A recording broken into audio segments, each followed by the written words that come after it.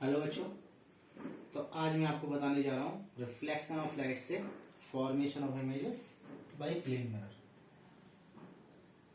जैसा कि आपको पता है कि नोट्स इसके जो थे वो मैंने आपको सेंड कर दिए हैं। आज हम बताने वाले हैं किस तरह से प्लेन मिरर से इमेज फॉर्मेशन होगा। तो देखते हैं, जैसा कि मैंने रूल में बताया था, 2 रूल थे इसके। There are 2 law for of reflection. First था आपका कि नॉर्मल और आपकी इंसिडेंट रे और reflected ray lie on a same plane, and second one is angle of incidence equal to angle of reflection. तो लेकर के चलते हैं। ये कोई प्लेन मिरर है आपका,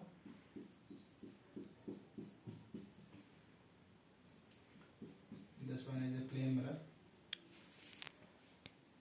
कोई एक ऑब्जेक्ट है जिसकी इमेज फॉर्म करनी है, तो मान के चलते हैं उसकी कुछ रेस, मान के चलिए ये कोई ऑब्जेक्ट है, पॉइंट ऑब्जेक्ट। यहाँ से इसकी जो रे पड़ रही हैं वो कुछ इस तरह से हैं। हम यहाँ से निकलने वाली रे यहाँ पर बना देते हैं। फॉर्मेशन ऑफ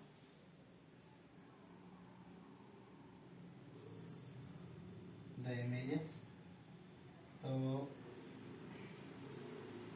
नॉर्मल ड्रॉ करने पड़ेंगे इसके लिए। पहले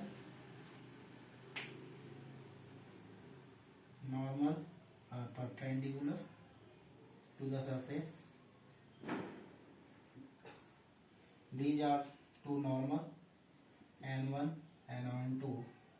अगर ये एंगल थीटा है तो जैसा कि हम जानते हैं कि एंगल ऑफ रिफ्लेक्शन भी आपका सेम होगा।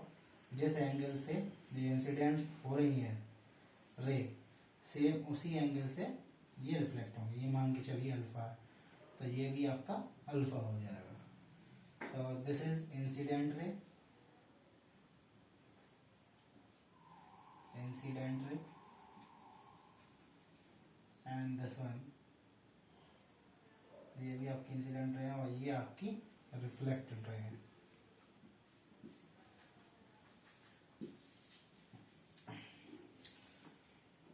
क्योंकि ये पीछे बढ़ाने पर दोनों रो कहीं नहीं मिलेंगी, और जैसा कि हम जानते हैं कि इमेज फॉर्मेशन तभी पॉसिबल है जब दो कोई रे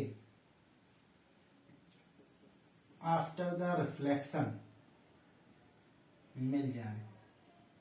तो इस तरह से ये 2 रे यहाँ पर मिल जाएंगी, तो ये आपका इमेज फॉर्मेशन हो जाएगा। यहाँ पर आपकी इमेज बन जाएगी।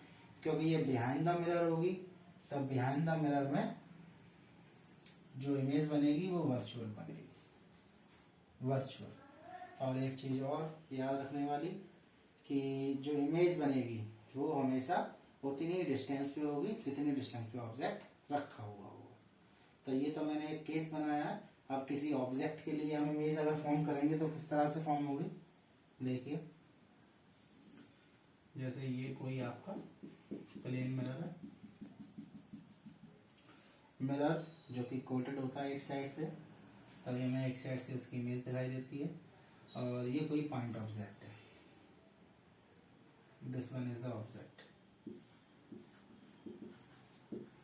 हमें इसकी इमेज फाइंड करनी है बाय द प्लेन मिरर। या मान लीजिए ये हम ही यहाँ पर खड़े हुए हैं और हम अपनी इमेज प्लेन मिरर से निकालना चाहते हैं।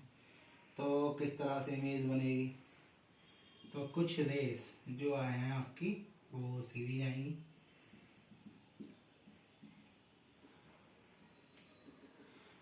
और जिस वे से जाएंगी सेम उसी वे से वापस भी आ जाएंगी।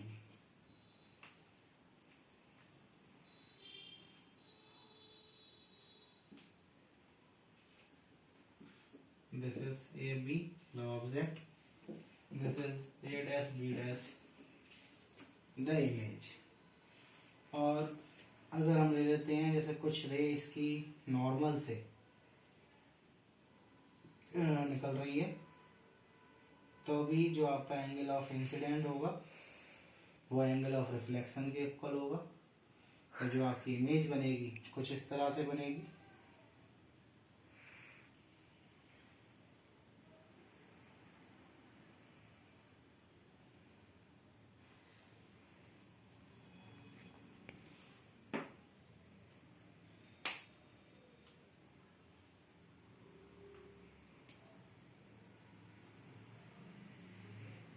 नॉर्मल यहाँ पर क्रिएट कर लेते हैं।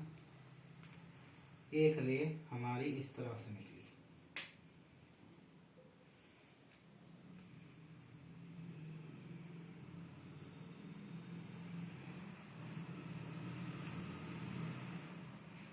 तो इसका जो एंगल ऑफ रिफ्लेक्शन होगा वो भी सेम ही होगा।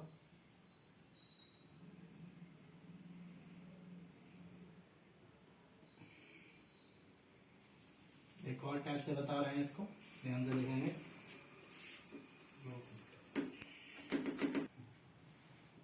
तो कुछ इस तरह से फॉर्मेशन होगा इसका। यहाँ पर हम बीच में एक नॉर्मल ड्रॉ करेंगे और ये आपकी इंसिडेंट रे इस तरह से, और ये आपकी रिफ्लेक्टेड रे।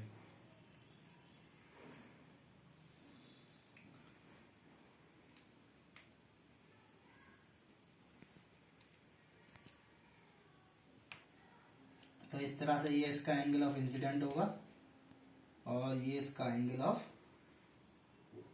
रिफ्लेक्शन हो जाएगा।